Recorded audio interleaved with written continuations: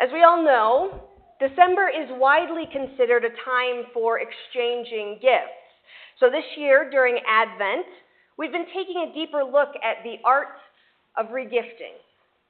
Even though regifting tends to have a reputation as that thing you do when you want to get rid of something, there are times when regifting can be a thoughtful and selfless act, especially when you take the time to be intentional about it.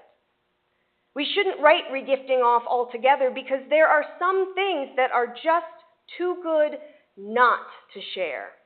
And that's especially true when it comes to God's gifts.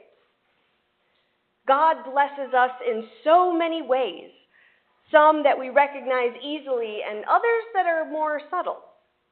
The people in our lives, the experiences we've had, the resources at our disposal, and of course, the gift of God with us, Jesus Christ.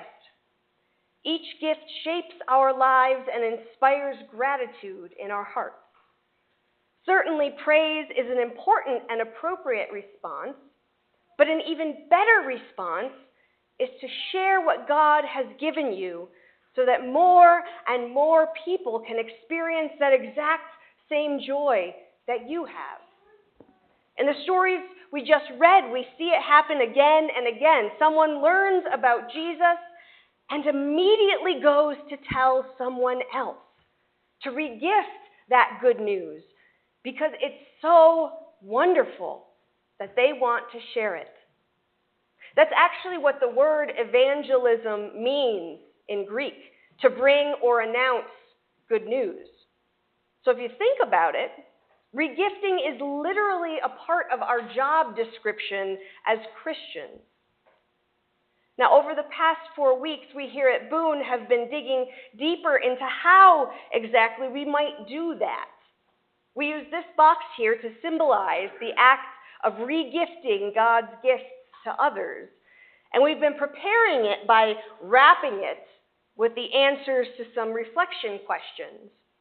In case you're curious, the questions were, what is the greatest gift or blessing that God has given you personally? What causes are you passionate about? What needs do you see in the world around you? And how could we, as a community, share God's gifts in ways that address the needs we see around us? And it's still a little naked on some sides, so if you want to add to it, you are more than welcome to.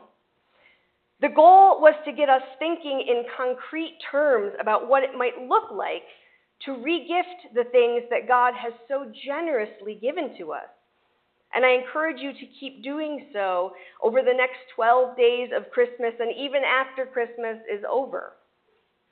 Now, up until now, the box has been empty. After all, God's gifts are so varied and often intangible that they're hard to represent with anything that would fit in a box of this size. But it's probably a good idea to pick something, don't you think? Let's see, what is something so good that you'd want to share it with others? Pizza? Maybe birthday cake? It is Jesus' birthday after all. How about Christmas cookies? Maybe I should have had more dinner before the service. No, none of these are quite right. They are amazing things worth sharing, but they're not quite like God's gifts. When you regift any of those things to others, you necessarily wind up with less than you started with. If I had 6 slices of pizza and I shared one with you, I'd only have 5 pieces of pizza left, right? In order to share these sorts of things, you have to give something up, which is a wonderful gesture and a really important thing to do sometimes, but it's not quite what God's gifts are like. Oh, wait a minute, I know.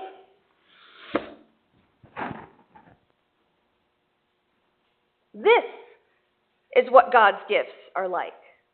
The flame of a candle.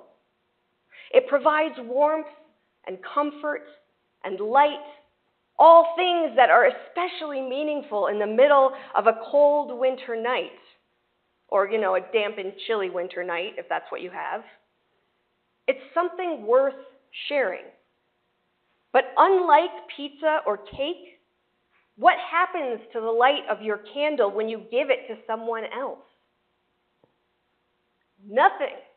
Not a thing. It's still as warm and comforting and bright as it ever was. Not only is it wonderful and worth sharing, but we don't lose anything when we share it. There's a reason that we call Jesus the light of the world. Of course, light gives us the ability to see and illuminate the path in front of us, banishing the night, or at least lessening its power over us. But the light of a candle is also something that can be shared and multiplied almost infinitely. Jesus was not born on this night for us to keep this news and its transformative power to ourselves.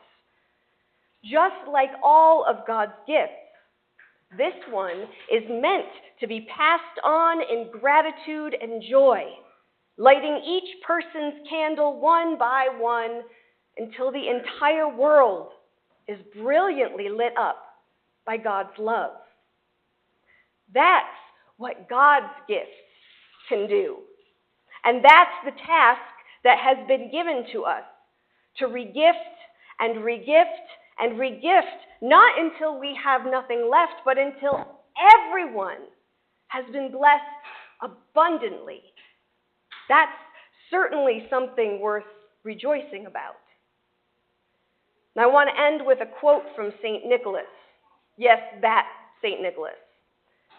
The giver of every good and perfect gift has called upon us to mimic his giving by grace through faith.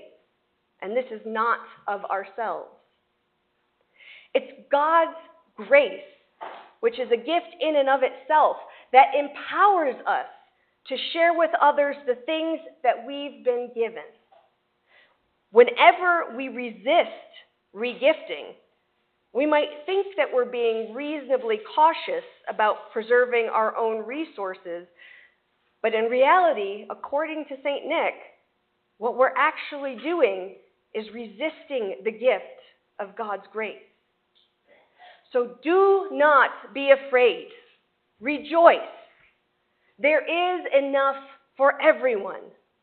Rejoice and share every single one of God's gifts without fear of want or scarcity. Rejoice, for unto us a child is born.